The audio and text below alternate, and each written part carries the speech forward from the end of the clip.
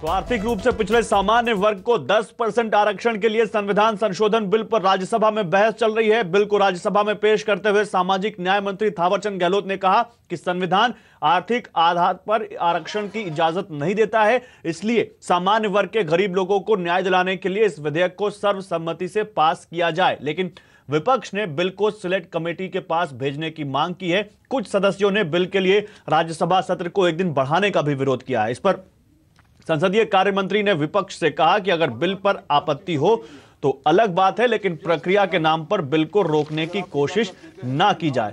और इस वक्त राज्यसभा में रिजर्वेशन बिल पर जोरदार बहस चल रही है। सीधे राज्यसभा का रुख करते हैं। Who was the part of the Supreme Court bench of that judgment in 92? He was the Chief Justice.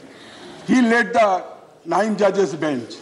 What he has said, Indian Express has reported. What is the name? Indian A.M. Ahmedi. He says that economic criteria, quote, economic criteria cannot be the sole basis for determining the backward class of citizens contemplated by Article 16 of the Constitution. That is what, please, that is what we had decided in the majority judgment in 1992. This is in black and white. In my view, not my view, Sukhendra Sekhar view, Justice Ahmedi's view. In my view, the government decision conflicts with the majority view of the Constitution bench of the Supreme Court, unquote. Justice Ahmedi. Then he again says, quote, I think this 10% reservation for general category requires a more deeper study. सुबह से सारे member जो बोल रहे थे कि हमारा ये तो स्क्रूटिनी नहीं हुआ, ना तो स्टैंडिंग कमेटी ना जॉइंट कमेटी, कोई कहीं नहीं हुआ। अगर होता तो सिर्फ एमपी लोग नहीं, public at large notification issued होता, उनका ओपिनियन इनवाइट किया जाता, तो कुछ नहीं हुआ। कॉन्स्टिट्यूशन बिल पास कर रहे हैं हिंदुस्तान के संसद में, सब देख रहे हैं, सारा हिंदुस्तान देख रहे हैं कैसे पास हुआ जा रहा है। तो उन्होंने भी सजेस्ट किया था कि this requires a more deeper study. And then again he says, regarding that cap, 50% cap, quote, the Supreme Court had put a cap so that reservations are not introduced and the limit increased only for election purposes. Not my statement, Justice Ahmedi. With this decision, now what remains is just 40% unreserved seats, unquote. And finally he says, quote, chances of employment for others will shrink, and within the 40%, there is a big population of the country looking for employment. में बहस चल रही है। इस वक्त आप देख सकते हैं राज्यसभा में जो सामान्य वर्ग को आर्थिक तौर पर 10% आरक्षण देने का बिल सरकार ने पेश किया है, उस पर जोरदार बहस चल रही है। विपक्ष सरकार की कमियां गिना रहा है और उधर कल लोकसभा से ये बिल पास हो चुका है और राज्यसभा में बिल पास होता है तो मोदी सरकार के लिए एक बड़ी कामयाबी होगी। और इस वक्त उस पर विपक्ष जोरदार सरकार के ऊपर हमले कर रहा है। सरकार की तरफ से भी उसके जवाब लगातार दिए जा रहे हैं। सरकार ने इससे पहले भी कहा कि आपको पास करना है तो पास करिए, लेकिन अगर रोकना है तो और अपनी आपत्तियां बताइए, लेकिन प्रक्रिया के नाम पर इस बिल का विरोध मत कीजिए कि आपने एक ही दिन में इसको पेश करके क्यों पारित कराना चाहते हैं। कुछ सदस्यों ने तो एक दिन जो राज्यसभा का सत्र बढ़ाया गया उस पर भी विरोध जताया है। चलिए, जैसे ही हम आपको और कुछ अपडेट होगा आपको फिर से राज्यसभा ले चलेंगे, लेकिन इससे पहले एक रैली में पीएम मोदी ने उम्मीद जताई कि सामान्य वर्ग के गरीबों को 10% आरक्षण का बिल लोकसभा की तरह राज्यसभा से भी पास हो जाएगा। उन्होंने इसे अपनी सरकार का एक बड़ा फैसला बताया। सामान्य वर्ग के गरीबों को 10% आरक्षण पर मोहर लगाकर सबका साथ सबका विकास के मंत्र को और मजबूत करने का काम किया गया है। तो कुछ राजनीतिक दलों से मांग उठ रही है कि आरक्षण का फायदा प्राइवेट सेक्टर में भी मिलना चाहिए। आज आवाज अड्डा में हम आपसे पूछ रहे हैं कि क्या निजी क्षेत्र की नौकरियों में भी आरक्षण मिलना चाहिए। आप हमारे ट्विटर हैंडल CNBC_आवाज पर जाकर अपनी राय दे सकते हैं।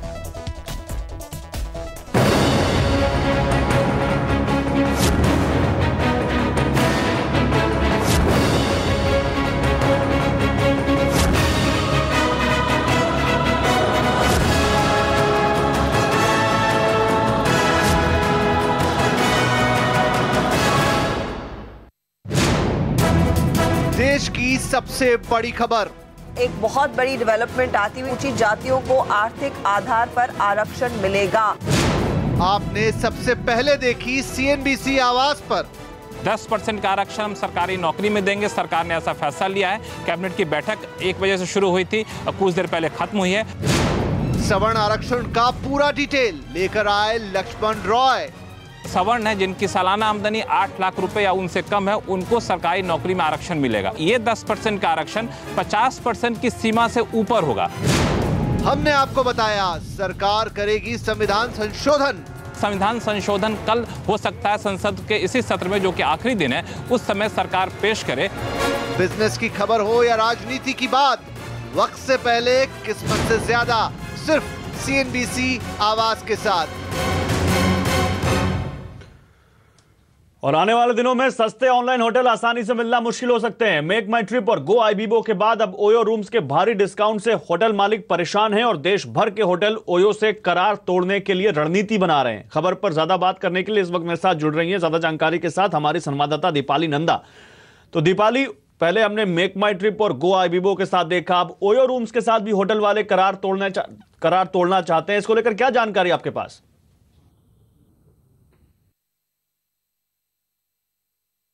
देखिए, बजट होटल एग्रीगेटर ओयो के खिलाफ देश भर के होटल व्यापारियों ने एकजुट होने की तैयारी कर ली है। अलग अलग होटल एसोसिएशन के माध्यम से ये लोग स्ट्रैटेजी तैयार कर रहे हैं कि किस तरह से देश भर में ओयो की बुकिंग का बहिष्कार किया जा सके। होटल एसोसिएशन की जो सबसे बड़ी नाराज़गी है वो ये कि बिना इनकी सहमति कि ओयो अपने स्तर पर भारी डिस्काउंट दे रहा है, जिसके चलते इनके होटल्स में जो वॉक इन गेस्ट है उनकी संख्या कम हो गई है और जो सीधा इनके कारोबार को प्रभावित कर रही है। साथ ही साथ कमीशन को लेकर भी इन लोगों ने अपना गुस्सा जताया है। जो कमीशन 15 से 20% हुआ करती थी, अब वो बढ़कर 40% तक पहुंच गई है। और ये भी कहा जा रहा है कि एग्रीमेंट के तहत जो समय सीमा निर्धारित की गई है पेमेंट की, उसे भी ओयो फॉलो नहीं कर रहा है। मैं आपको बता दूं, इससे पहले गो आईबीबो और मेक माई ट्रिप जैसे ऑनलाइन ट्रैवल पोर्टल के खिलाफ भी होटल एसोसिएशन एकजुट हो चुकी हैं और अब ताज़ा मामला ओयो से जुड़ा हुआ है। इनकी तरफ से ये भी बताया जा रहा है कि अगर मौजूदा प्रैक्टिस ओयो की तरफ से रोकी नहीं जाती है तो जल्द ही एसोसिएशन के माध्यम से कंपटीशन कमीशन ऑफ इंडिया और पर्यटन मंत्रालय में ओयो के खिलाफ शिकायत दर्ज कराएंगे। ठीक है, ये तो होटल वालों का पक्ष हो गया, लेकिन ओयो कंपनी का क्या कहना है इस बारे में और वो अपनी सफाई में क्या कह रही है दीपाली? देखिए, इस पूरे मामले पर हमें लिखित रूप से प्रतिक्रिया देते हुए ओयो ने इन तमाम शिकायतों का खंडन किया है। ओयो की तरफ से ये कहा गया है कि इस तरह की गलत बातें कुछ चुनिंदा ग्रुप फैला रहे हैं जो अपना निजी हित साधना चाहते हैं और ये वो लोग हैं जो ओयो के क्लाइंट्स भी नहीं हैं। साथ ही साथ ओयो की तरफ से कहा गया है कि वो कंज्यूमर को अच्छी और अफोर्डेबल सर्विस देना चाहते हैं और इसके बावजूद भी अगर किसी भी क्लाइंट को उनसे कोई शिकायत है तो वो उसे दूर करने के लिए तैयार है। ओयो ने साफ कर दिया है कि अगर कोई भी इंडिविजुअल या फिर उनका क्लाइंट एग्रीमेंट कैंसिल करने की धमकी देता है या फिर ओयो की बुकिंग लेने से इनकार करता है तो ओयो उस क्लाइंट के खिलाफ कानूनी कार्रवाई भी कर सकता है। ठीक है, शुक्रिया दीपाली आपका इन तमाम जानकारियों के लिए। उधर Delhi hotel and restaurant association ने भी ओयो रूम्स के खिलाफ विरोध जताया है। उन्होंने कहा कि ओयो रूम्स की वजह से उनका होटल बिजनेस डगमगा रहा है। जो फंडिंग आई है उस फंडिंग का इस्तेमाल हैवी डिस्काउंट देके कर रहे हैं ताकि जो छोटे होटल्स हैं उनके होटल ना बुक हो और उनको और बाकी होटल्स को मजबूर होना पड़ जाए ओयो होटल्स के पास जाने के लिए। और ये अपना उस फंडिंग के पैसे का पूरा बेजा इस्तेमाल कर रहे हैं ताकि ये जो जितने बच्चे जो होटल्स हैं वो उनके पास जाए। मगर वहाँ पर भी प्रॉब्लम है, ये एक तरफ तो डिस्काउंट दे रहे हैं, दूसरी तरफ कमीशंस और जो डिस्काउंटिंग इतनी ज़्यादा कर रहे हैं कि जो होटल इनके पास हैं भी वो भी इनके पास सस्टेन नहीं कर पा रहे क्योंकि उनको वो गलत तरीके से जो कमीशंस बिका रहे हैं उसको जो पैसे उनको फॉरवर्ड करना है वो भी गलत तरीके से फॉरवर्ड कर रहे हैं। ठीक है, आगे बढ़ते हैं। नए साल में आम आदमी और छोटे कारोबारियों को जीएसटी के मोर्चे पर बड़ी सौगात मिलने की उम्मीद है। कल जीएसटी काउंसिल की 32वीं मीटिंग होने वाली है। बैठक में और किन मुद्दों पर फैसले होने की उम्मीद है, यह बताने के लिए मेरे साथ हैं संवाददाता आलोक प्रियदर्शी। तो आलोक, कल की इस बैठक में क्या फैसले हो सकते हैं, क्या एजेंडा है? जीएसटी काउंसिल की 32वीं बैठक पर निगाहें रहेंगी हाउसिंग और एमएसएमई सेक्टर को मिलने वाली बड़ी राहत पर, जहां हाउसिंग सेक्टर में अंडर कंस्ट्रक्शन फ्लैट पर घर खरीदारों को लगने वाला जो जीएसटी दर है वो 12% से घटाकर 5% की जा सकती है। और साथ ही साथ जो बिल्डर को इनपुट टैक्स क्रेडिट मिलता था उसका भी फायदा सीधे तौर पर आम ग्राहकों को ही दिया जाएगा। यानी कि सरकार चाहती है कि सीधे तौर पर जो घर खरीदार हैं उन्हें ही 5% की दर से जीएसटी वसूली जाए। तो ये एक बड़ी राहत होगी। और दूसरी जो राहत है एमएसएमई सेक्टर को लेकर वो ये होगी कि जो अभी थ्रेशोल्ड लिमिट है जीएसटी रजिस्ट्रेशन के लिए 20 लाख, उसको बढ़ाकर 50 लाख या इससे ज़्यादा किया जा सकता है। हालांकि सरकार का प्रपोजल था कि इसे 75 लाख कर दिया जाए। दूसरा जो बड़ी राहत है वो है कंपोजिशन स्कीम को लेकर। कंपोजिशन स्कीम को लेकर जो मौजूदा थ्रेशोल्ड लिमिट है 1 करोड़, उसको बढ़ाकर 1.5 करोड़ किया जा सकता है। और इसका औपचारिक फैसला भी हो सकता है जीएसटी काउंसिल की बैठक में कि इसे 1 अप्रैल से लागू किया जाएगा। इसके अलावा सर्विस सेक्टर को भी कंपोजिशन स्कीम का फ़ायदा देने के लिए जीएसटी काउंसिल में फैसला हो सकता है। यानी कि जो प्रपोजल है उसके मुताबिक 50 लाख तक के सालाना टर्नओवर वाले सर्विस सेक्टर को भी जीएसटी में कंपोजिशन स्कीम का फ़ायदा मिलेगा और उनके लिए 5% जीएसटी की दर होगी। ये तमाम राहतें एमएसएमई सेक्टर को लेकर हैं। और इसके अलावा जो एमएसएमई सेक्टर के लिए टैक्स रिटर्न्स के नियम हैं वो भी आसान कर दिए जाएंगे। यानी कि जो कंपोजिशन स्कीम में जितने भी लोग हैं उनको साल में एक बार ही टैक्स रिटर्न भरना पड़ेगा। हालांकि उन्हें जो टैक्स है वो हर तिमाही ही जमा करनी होगी। तो ये तमाम राहतें एमएसएमई सेक्टर को मिलेगी। और इसके अलावा एक और प्रपोजल है जो सरकार चाहती है अपना रेवेन्यू बढ़ाने को लेकर। तो जो पहला फैसला है लॉटरी को लेकर है। जो राज्य सरकारें लॉटरी चलाती हैं उसको भी अब मौजूदा 12% से बढ़ाकर उसको 28% की जा सकती है। प्राइवेट सेक्टर के जितने भी लॉटरी हैं अभी भी 28% की दर पर हैं। तो सरकार चाहती है कि इससे रेवेन्यू ज़्यादा से ज़्यादा जनरेशन किया जाए। और आखिरकार जो ई-वे बिल है उसमें और सख्ती करने का फैसला किया जाएगा। जो NHAI के साथ मिलकर एक प्रपोजल चल रहा है कि RFID के ज़रिए जो गाड़ियां हैं उनके मूवमेंट को ट्रैक किया जाए, ताकि जो अभी ई-वे बिल के ज़रिए फर्जीवाड़ा करके जो लोग जो जीएसटी चोरी कर रहे हैं उन पर नकेल कसी जा सके। ये तमाम चीज़ें जीएसटी की काउंसिल की बैठक में होगी। लेकिन ये भी जानकारी मिल रही है कि जो सीमेंट पर जीएसटी के दरों में कटौती को लेकर प्रपोजल था वो इस बैठक में संभव नहीं होगा। ठीक है, शुक्रिया आलोक आपका इन तमाम जानकारियों के लिए। उधर IRCTC से एयर टिकट लीजिए और इंश्योरेंस की सुविधा मुफ्त में पाइए। जी हां, रेलवे की केटरिंग और टूरिज्म कंपनी अब घरेलू और अंतर्राष्ट्रीय हवाई सफर में सभी क्लास के यात्रियों को 50 लाख का बीमा मुफ्त देगी। इसके तहत एक्सीडेंटल डेथ और डिसेबिलिटी को कवर किया जाएगा। इसके लिए IRCTC ने भारतीय एक्सा को इंश्योरेंस पार्टनर बनाया है। इंश्योरेंस का प्रीमियम IRCTC भरेगी। उधर आमदनी बढ़ाने का हर मुमकिन उपाय करने में जुटी एयर इंडिया बिजनेस क्लास में खाली रह जाने वाली सीटों की नीलामी करेगी। इसके लिए एयर इंडिया ने बिड एंड अपग्रेड स्कीम शुरू की है। इस स्कीम के तहत चेक इन के बाद इकोनॉमी के पैसेंजर खाली पड़ी बिजनेस क्लास की सीटों के लिए बोली लगाएंगे। पैसेंजर अपने PNR के जरिए ऑनलाइन बोली में हिस्सा लेंगे और बोली जीतने पर 75% तक कम किराए में बिजनेस क्लास का सफर कर पाएंगे और एयर इंडिया की कमाई भी बढ़ेगी। एयर इंडिया को उम्मीद है कि इस तरह की बोली के जरिए वो करीब 4,500 सीटों से कमाई कर पाएगी। उधर ई-कॉमर्स कंपनी स्नैपडील गैर कानूनी तरीके से ऑनलाइन दवा बेचने के मामले में फंसती दिख रही है। कर्नाटक ड्रग्स कंट्रोल डिपार्टमेंट ने शेड्यूल H के तहत आने वाली दवा बेचने के लिए स्नैपडील और लुधियाना की एक फार्मा कंपनी के खिलाफ कार्रवाई के आदेश दिए हैं। आदेश में स्नैपडील के CEO कुणाल बहल, CEO रोहित बंसल का नाम शामिल है। रिपोर्ट में कहा गया है कि उन्होंने ऐसे ड्रग की बिक्री के लिए प्लेटफॉर्म दिया जहां बिना वैध ड्रग लाइसेंस के दवा बेची जा रही थी। यह ड्रग्स और कॉस्मेटिक्स एक्ट के तहत दंडनीय अपराध है। उधर अमेजॉन के सेलर्स के डेटा में बड़ी गड़बड़ी की शिकायत मिली है। रिपोर्ट के मुताबिक तकनीकी दिक्कतों की वजह से अमेजॉन के सेलर्स के डेटा में गड़बड़ी हुई। जब सेलर्स टैक्स रिपोर्ट या फिर दूसरे जरूरी डेटा डाउनलोड कर रहे थे तो उस वक्त उन्हें किसी अन्य व्यक्ति का डेटा मिलने लगा, जिससे सेलर्स को काफी परेशानियां हुई। हालांकि अमेजॉन के मुताबिक तकनीकी दिक्कतों को दूर कर लिया गया है और अब सेलर्स सही डेटा डाउनलोड कर पाएंगे। अमेजॉन के भारत में 4 लाख से ज्यादा सेलर्स हैं।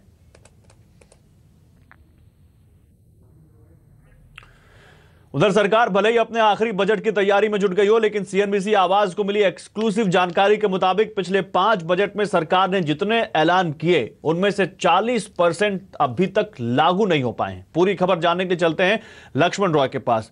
तो लक्ष्मण, ये क्या आंकड़ा आप मिला कहां से और पिछले 5 साल के जो अधूरे बजट ऐलान की कहानी कैसे सामने आई?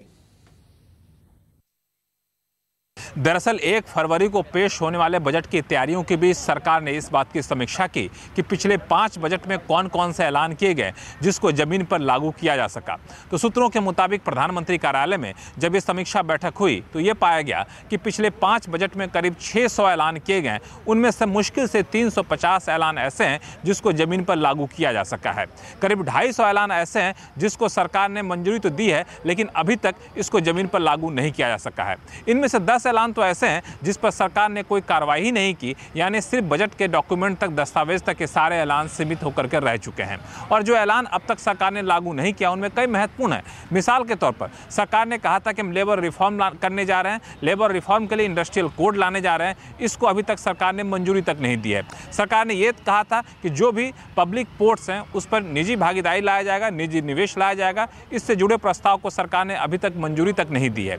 जो अलग अलग कंपनियां हैं सबके लिए एक आइडेंटिटी नंबर देने की कोशिश की गई थी, ऐलान किया गया था, उस पर भी सरकार ने अभी तक कोई अमल नहीं किया है। तो ऐसे कई सारे महत्वपूर्ण ऐलान हैं जिसको सरकार ने अब तक अमल में नहीं लाया है। तो माना जा रहा है कि बजट से पहले और बजट के आसपास इन सारे ऐलानों पर सरकार थोड़ी सी सक्रिय दिख सकती है। ठीक है, बहुत शुक्रिया लक्ष्मण आपका इन तमाम जानकारियों के लिए। उधर महान बल्लेबाज सचिन तेंदुलकर से ज्यादा फिजिकल फिटनेस का महत्व तो कौन जानता होगा, लेकिन जब सचिन फिजिकल के साथ फाइनेंशियल फिटनेस की बात भी करें तो चौंकिएगा मत। दरअसल आईडीबीआई फेडरल लाइफ इंश्योरेंस ने एक कैंपेन शुरू किया है जिसके ब्रांड एम्बेसडर सचिन तेंदुलकर हैं। हमारी सहयोगी शिवानी घरत ने आईडीबीआई फेडरल लाइफ इंश्योरेंस के एमडी एंड सीईओ विघ्नेश शाहाने और ब्रांड एम्बेसडर सचिन तेंदुलकर से इस बारे में बातचीत की। आईडीबीआई फेडरल लाइफ इंश्योरेंस अपने नए कैंपेन के जरिए फिजिकल फिटनेस और इसी के साथ साथ फाइनेंशियल फिटनेस का इंपॉर्टेंस बताने की कोशिश कर रहा है अपने कंज्यूमर्स को। क्या एग्जैक्टली है ये कैंपेन और ये मूवमेंट, ये जानने के लिए हमारे साथ है आईडीबीआई फेडरल लाइफ इंश्योरेंस के विघ्नेश शाहाने और इस ब्रांड के brand ambassador none other than Sachin Tendulkar. Both of you welcome to the show. Sachin, you know being a cricketer, physical fitness आपकी जिंदगी में बहुत शुरुआत से, बहुत पहले से आया होगा, जब से आपने ट्रेनिंग शुरू की, जब से आपने क्रिकेट खेलना शुरू किया। लेकिन फाइनेंशियल फिटनेस का महत्व आपने कब जाना और कब आपको रियलाइज हुआ कि फाइनेंशियली फिट होना बहुत इंपॉर्टेंट है? देखिए, मुझे लगता है कि हमारे लाइफ में अलग अलग स्टेजेस आते हैं। तो पहली स्टेज तो ऑफ कोर्स आप जब छोटे होते तो आपको कुछ इन चीज़ों में ज़्यादा ध्यान नहीं होता है आपका, माता पिता सब कुछ सवर लेते हैं। फिर एक स्टेज आती है जब मेरे लाइफ में ऐसे हो कि जब मेरी शादी हुई, फिर सारा अर्जुन हमारे लाइफ में आए, मेरे और अंजलि के लाइफ में, तो उस समय एक प्रॉपर प्लानिंग शुरू हुई कि उनके फ्यूचर के लिए हम क्या प्लान कर सकते हैं। तो वहाँ से एक्चुअली मैं कहूँगा कि मेरी थिंकिंग चेंज हुई और जो चीज़ें सारा और अर्जुन दोनों 18-20 साल के होंगे तो क्या करना चाहेंगे, वो उनका चॉइस था ऑफ कोर्स, मगर उसकी तैयारी 18-20 साल पहले हुई थी। तो आई थिंक वहाँ से प्रिपरेशन शुरू हुई।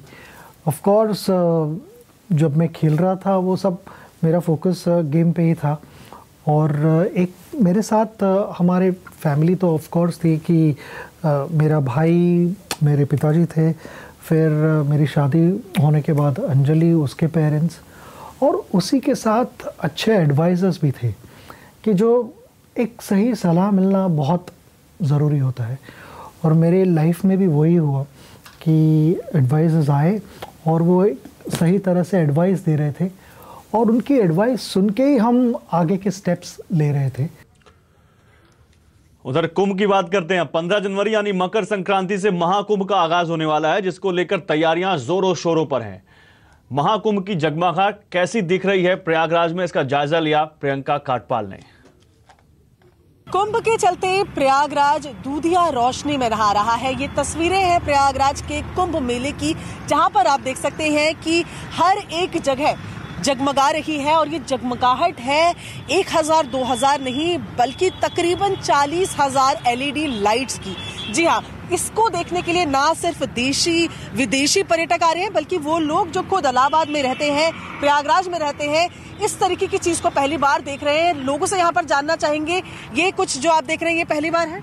Yes, it is very nice, बहुत अच्छा लग रहा है। हम लोग तो रेगुलर यहाँ रहते हैं, अक्सर पिछले कुंभ में भी हमने देखा था, लेकिन इस बार का कुछ अलग ही दिख रहा है।